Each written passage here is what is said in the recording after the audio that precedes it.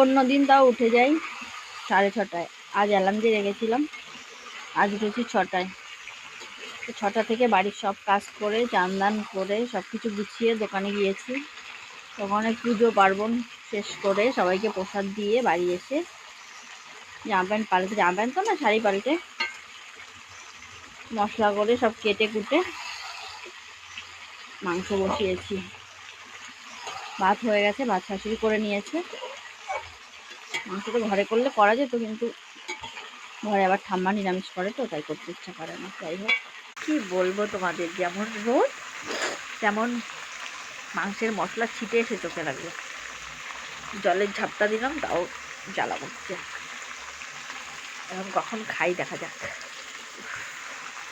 ভালো থেকো সবাই, আর তোমাদের আজকের দিনটা কেমন কাটছে জানিও।